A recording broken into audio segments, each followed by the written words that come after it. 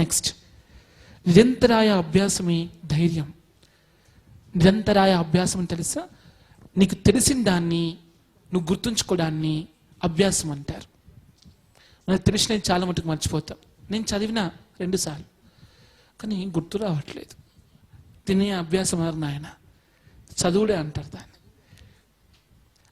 చదవడానికి అభ్యాసం అంత వ్యత్యాసం ఏంటంటే, చదివితే మళ్ళీ మర్చిపోతాం, బట్ అభ్యాసం చేస్తే మళ్ళీ మర్చిపోం. మర్చిపోకుండా చదవడాన్ని అభ్యాసం అంటారు. చదివేటట్లు అభ్యాసం చేయడాన్ని మర్చిపోవడం అంటారు. అర్థమవుతుంది? నువ్వు మర్చిపోకుండా చదివితే అభ్యాసం. ఓకే తండ్రి, మర్చిపోయే విధంగా నువ్వు అభ్యాసం చేసినావు అనుకో, దాన్ని చదువుడు అంటారు. ఇప్పుడు అర్థమైందిగా కరెక్ట్గా? ఇది గుర్తుంచుకోండి. సో అభ్యాసం అంటే మర్చిపోవద్దు. మనం లైఫ్లో ఎప్పుడు మర్చిపోవద్దు. ఇప్పుడు కొన్ని మనం మర్చిపోం. Twinkle twinkle little star how I wonder what you. ఎప్పుడన్నా ప్రాక్టీస్ చేసిన చిన్నప్పుడు అది సార్ ఎప్పుడప్పుడే విన్నాం కదా, ఇప్పటికీ మర్చిపోయినా. అది ఎందుకు మర్చిపోని తెలుసా? అది అభ్యాసం బాగా చేస్తాడు సారు. నాకు కూడా ఇష్టమే అది. టింగుల్ టింగుల్ లిటిల్ స్టార్ వా వండర్ వండర్ అంటాం. దిస్ ద లైఫ్ తండ్రి. కొద్దిగా ఎంజాయ్ చేస్తే అభ్యాసం బాగుంటుంది. అభ్యాసం అంటే పేపర్ పెన్ తండ్రి. Always you think when I say practice means immediately go for the pen and paper. అది చేసేవంటే తిరుగులేదు నీకు. చదవడం కంటే అభ్యాసమే గొప్పది. అది ఈరోజు పని ఈరోజు చేయడమే గొప్పది. నిన్నటిది ఈరోజు చేయొద్దు, రేపటిది ఈరోజు చేయు. రేపటిది ఈరోజు చేయి, ఈరోజు కూడా ఈరోజు చేయి. ఈరోజు నీకు 2 పనులు ఉంటాయి, రేపటిది ఈరోజు చేయాలి, ఈరోజు కూడా ఈరోజు చేయాలి. దీన్ని ఏమన్నారు? అభ్యాసము అన్నారు. ఆయాసం లేకుండా చేసేదాన్ని అభ్యాసం అంటారు. ఆయాసం వస్తే అభ్యాసం చేయడం చాలా కష్టం. మనకు తొందరగా ఆయాసం వచ్చేస్తుంది. అదే నిద్ర వస్తుంది, ఆకలిస్తుంది, సాంగ్ వినాలనిపిస్తుంది, బయట దూరాలనిపిస్తుంది, కిటికీలకి వెళ్ళి చూసినాక రోషంట్ అనిపిస్తుంది, బుక్ ముయ్యాలనిపిస్తుంది, డోర్ తీయాలనిపిస్తుంది, బయట ఫోన్లో మాట్లాడాలనిపిస్తుంది. ఓకే, ఇక పోతూనే ఉంటుంది కథ. నేను ఏం చెప్తా అంటే ఇవన్నీ మీరు చేయొద్దు. అభ్యాసం అంటే అర్థం ఏంటి? అక్కడ ఏం చెప్పాను? ఆయాసం లేకుండా, అంటే ఎటువంటి ఇబ్బంది లేకుండా. నిద్రపోవద్దు, బోర్ కొట్టద్దు, భయపడద్దు, బాధపడద్దు, ఏది గుర్తుకు రావద్దు. నువ్వు అభ్యాసం చేసేటప్పుడు నీకు సెకండ్ థాట్ వచ్చింది అంటే నువ్వు చదువుతున్నావు. ఇప్పుడు అది నువ్వు అభ్యాసం చేసేటప్పుడు నీకు ఒక్క థాట్ గుర్తుకు రాలే, ఎగ్జాక్ట్లీ అదే గుర్తుంది అంటే ఇప్పుడు అభ్యాసం చేస్తున్నావు. చదివేటప్పుడు డ్యువల్ మైండ్ ఉంటుంది మనలో. అభ్యాసం చేస్తే ఒకటే మైండ్ ఉంటుంది. When single mind functions that is called practice. When dual mind functions that is called as a studying. ఎందుకంటే నేను ఒక స్టడీ చేసేటప్పుడు నాకు 2 రకాల థాట్స్ వస్తాయి. ఒకటి ఆన్సర్, ఒకటి క్వశ్చన్. ఆన్సర్, క్వశ్చన్ 2 వస్తుంటాయి. అది అవునా కాదు? బట్ ప్రాక్టీస్ చేసేటప్పుడు జస్ట్ ఆన్సర్, నో క్వశ్చన్. అర్థమైంది కదా? సెకండ్, నిరంతరం అభ్యాసం చేస్తే ఏమొస్తుంది? ధైర్యం వస్తుంది. ధైర్యం అంటే ఏంటి? ప్రాక్టీస్.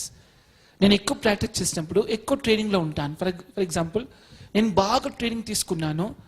ఇప్పుడు డ్రైవింగ్ చేయమంటే చాలా ఈజీగా చేసేస్తాను. నేను ట్రైనింగ్ శిక్షణ సరే తీసుకోలేదు. ఇప్పుడు ట్రైనింగ్ డ్రైవ్ చేయాలంటే నాకు భయం వేస్తాయి. భయం ఎందుకు వస్తుంది లోపలికి వెళ్ళి? నేను ప్రాక్టీస్ తక్కువ చేశాను, ట్రైనింగ్ తక్కువ తీసుకున్నాను కాబట్టి, అక్కడ హార్డ్ వర్క్ తక్కువగా ఉంది కాబట్టి భయం వస్తుంది నాకు. నేను కొద్దిగా హార్డ్ వర్క్ ఎక్కువ చేసి, ట్రైనింగ్ ఎక్కువ తీసుకుని, ప్రాక్టీస్ ఎక్కువ చేసి ఉంటే, నాకు ఎక్కువ లోపాలు ఎక్కువ తెలిసి ఉంటే, దాని బలత నాకు ఎక్కువ తెలిసి ఉంటే, దాన్ని ఎట్లా రన్ చేయాలి నాకు తెలిసిపోయి ఉంటే, కొద్దిగా అనుభవంలో ఉండి ఉంటే, ఇప్పుడు ఈజీగా నాకు ధైర్యం వచ్చేది కదా. నీ ధైర్యం కారణం ఏంది? నీ హార్డ్ వర్క్, నీ ప్రాక్టీస్, నీకున్న ఎక్స్పీరియన్స్, నీ నాలెడ్జ్, అంతే కదా. అవి సంపాదించుకుంటే భయం పోతాయి. ఇప్పుడు సబ్జెక్ట్ భయం ఎందుకు వస్తుంది? నువ్వు హార్డ్ వర్క్ చేయలేదు, స్టడీ చేయలేదు, ప్రాక్టీస్ చేయలేదు, నాలెడ్జ్ గెయిన్ కాలేదు, నీ కళ్ళు పూర్తిగా అండర్స్టాండింగ్ రాలేదు, ఒక క్లారిటీ లేదు నీకు, అందుకు భయం వస్తుంది. The non clarity is called as the fear, the clarity is called as the డేర్నెస్.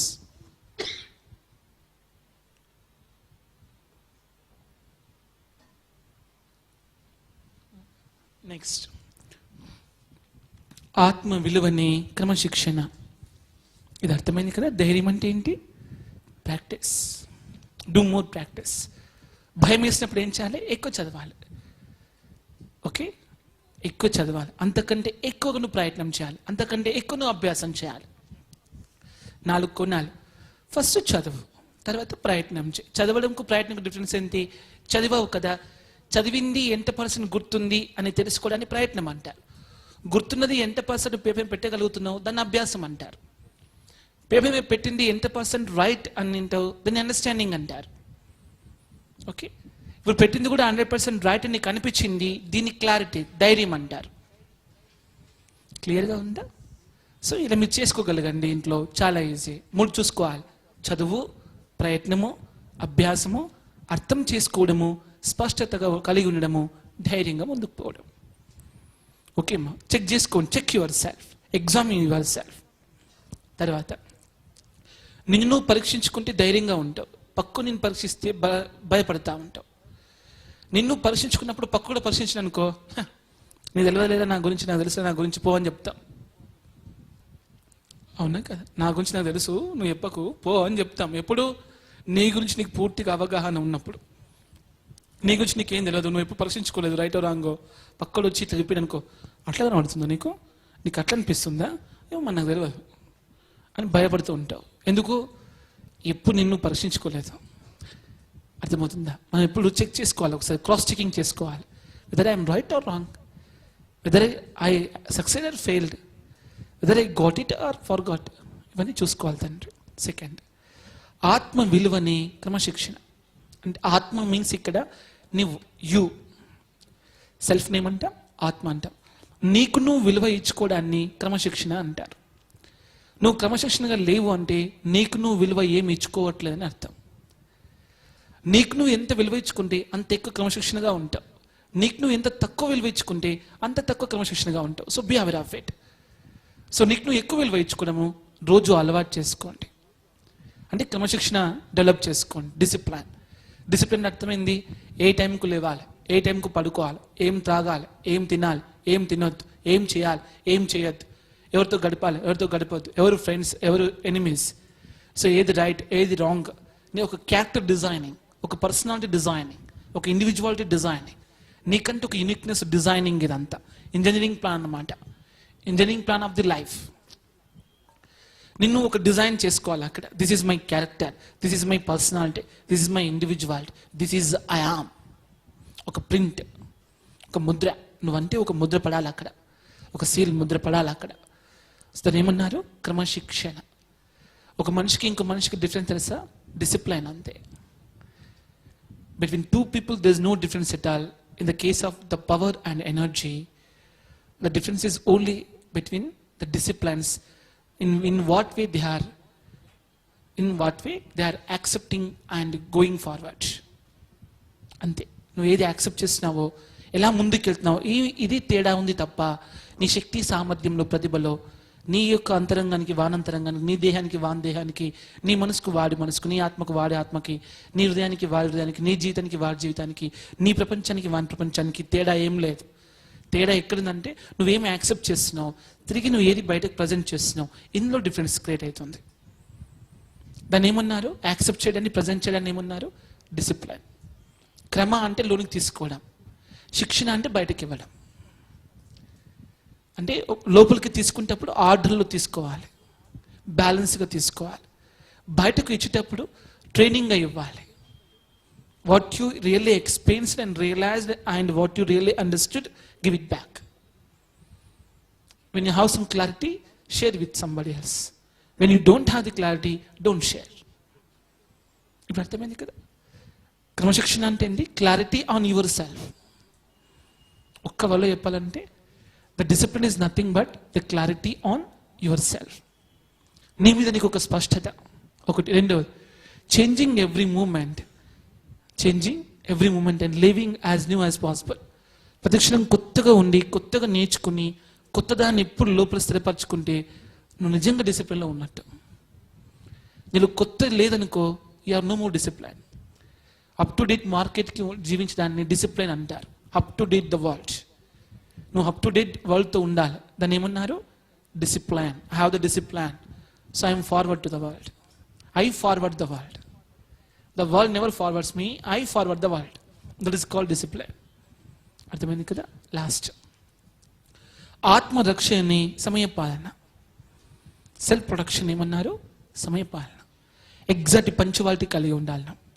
ఏ టైంకి ఏం చేస్తా అన్నావో అది ఎట్టి పరిస్థితుల్లో మార్చవద్దు, చేయాలంతే. నీకు స్వతంత్రం ఉంటే దుర్వినియోగపరచుకోవద్దు, చేయాల్సిందే. దాన్ని ఏమన్నారు? Self protection. అంటే అర్థమైంది, నిన్ను సమర్థించుకోవడం, నిన్ను గెలిపించుకోవడం, నిన్ను గెలిపించుకోవడం, నిన్ను సమర్థించుకోవడం, నీకు నువ్వు శక్తి నేర్చుకోవడం, నీకు నువ్వు సామర్థ్యం ఇచ్చుకోవడం, నీకు నువ్వు మంచి చేసుకోవడం, నీతో నువ్వు జీవించడం, నిన్ను నువ్వు అన్ని విధాలుగా అందంగా మార్చుకోవడం, నీ జీవితానికి నువ్వు ఎక్కువగా అందుబాటులో ఉండడం, నీ జీవితం నువ్వు ఎక్కువగా ఎక్స్పీరియన్స్ చేయడం, నీ జీవితం ఎంజాయ్ చేయడం, ఇవన్నీ కూడా సమయపాలన కిందకి వస్తాయి. ఒక విధంగా చెప్పాలంటే నీ లైఫ్ నీ గ్రిప్లోకి తీసుకోవడం, నీ జీవితాన్ని నీ గ్రిప్లో పెట్టుకోవడాన్ని ఏమంటారు? సమయపాలన అంటారు. That's all. అర్థమైంది కదా? నీ లైఫ్ని ఎప్పుడు నీ గ్రిప్లో పెట్టుకో. ఒక్క సెకండ్ కూడా నీ లైఫ్ నీ గ్రిప్లో లేకుండా ఉండకూడదు. Every reason, every cause and effect must be in your hand. Cause and effect must be in your hand. Every situation must be in your hand. ప్రతి పరిస్థితి నీ చేతిలో ఉండాలి, నువ్వు దాన్ని డ్రైవ్ చేయగలగాలి. సిచ్యువేషన్ నువ్వే క్రియేట్ చేసుకోవాలి. అర్థమవుతుందా? So these are the 12 things, brief information. ఇది ఒక సబ్జెక్ట్ తెలుసా? ఆత్మరక్షణ సమయపాలన మీద ఒక 50 గంటలు చెప్పవచ్చు. అంత సబ్జెక్ట్ అది. మీకు బ్రీఫ్గా ఇన్ఫర్మేషన్ ఇదంతా. ఇది నేను 2001 నుంచి చెప్తున్నాను ఇవన్నీ. ఓకే, మీకు ఎక్కువ సమాచారం ఎందుకు ఇస్తానంటే, ఎక్కువ చెప్తే ఎట్లా లేదని ఒకటన్నా మీకు అర్థమవుతుందని. అన్నీ అర్థం కాకపోయినా ఒకటైనా అర్థమవుతుంది కదా, ఒకటైనా గుర్తుంటుంది కదా. That is my problem. So ఇవన్నీ 12 సూత్రాలు పొద్దున్న లేసి గుర్తుంచుకోండి. Every day just when you Wake up ఇవన్నీ గుర్తుంచుకో. ఇప్పుడు జస్ట్ ఒక 5 minutes మీకు ప్లానింగ్ చెప్తాను. ఈ ప్లాన్ ఫాలో కండి, సరిపోతుంది.